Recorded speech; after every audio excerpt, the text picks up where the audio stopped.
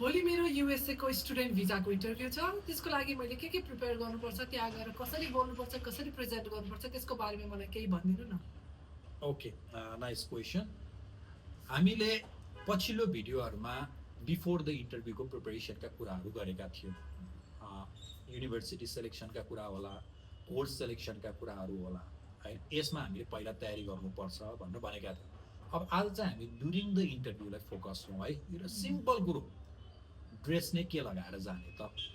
अब मेरो सजेसन चाहिँ तपाईँ युएस इन्टरभ्यू जान आँट्नुभएको छ भनेपछि you want to create an impression, र ड्रेस नै एउटा कुरा जसले चाहिँ फर्स्ट इम्प्रेसन क्रिएट गर्छ, है। त्यो भएको हुनाले तपाईँ फर्मल वा सेमी फर्मल ड्रेस लगाएर आफूलाई सुट हुने कलर लगाएर जानु। भाइब्रेन्ट कलरहरू, baggy pant, jeans pant, rough pant, यस्तो ड्रेसहरू त लाउँदै नलाउनु होला, है। तपाईँको इम्प्रेसनको कुरा हुन्छ। र पार्किङ लटमा, युएस एम्बेसीको पार्किङ लटमा छिरेदेखि नै तपाईँले के गर्नु पर्यो, आफ्नो म्यानर्स चाहिँ मेन्टेन गर्नु होला। रस गर्ने, दौडिने, त्यहाँभित्र गएर गफ गर्ने, यस्ता कामहरू नगर्नु होला, किनकि तपाईँलाई स्टुडेन्ट भिजा चाहिएको छ। डिसेन्ट हुनु पर्यो हामी त्यहाँ। तपाईँ डिसेन्ट हुनु पर्यो, केयरफुल हुनु पर्यो। तपाईँको त्यहाँ नेम कल हुन्छ, त्यो बेलामा तपाईँ कन्फिडेन्टली वाक गरेर जानु पर्यो। त्यो विन्डोसँगमा गइसकेपछि ग्रिटिङ्स गर्नु पर्ला। पास मी योर डकुमेन्ट्स भनेपछि कन्फिडेन्टली आफ्नो डकुमेन्ट्सहरू दिन सक्नु पर्ला।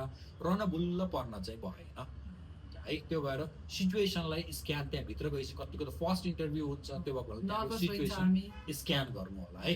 त्यसपछि अब लुगा पछिको अब दोस्रो हामीले केमा ध्यान दिनुपर्छ होला? ओके, अब लुगा पछि, लुगाले त फर्स्ट इम्प्रेसन क्रिएट गरे, लुगाले नै भिजा लाग्ने त होइन।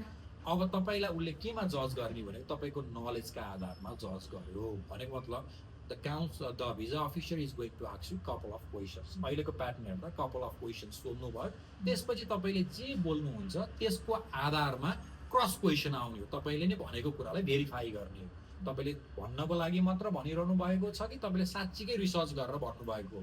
त्यही भएर च्याट जिपिटीको एन्सर, मेमोराइज्ड एन्सर हुनु भएन, है। आफूले जाने हुनु पर्यो, त्यसमा आफूलाई कन्फिडेन्ट हुनु पर्यो नि त, आफूले बोलेको कुरामा। सबैभन्दा राम्रो युनिभर्सिटीको अफिसियल पेजमा गएर हेर्न मिल्ने, जस्तै त्यहाँ स्टुडेन्ट लाइफ होला, एकाडेमिक्स होला, अरू स्टुडेन्टहरूको डिफ्रेन्ट इन्टरभ्यू वा रिभ्यूका कुराहरू आउला, होइन, एकाडेमिक्सका कुराहरू होला। आफ्नो युनिभर्सिटीको पेजमा हेर्न मिल्ने, वेबसाइटमा भएको सबै कुरा हेर्नु पर्यो।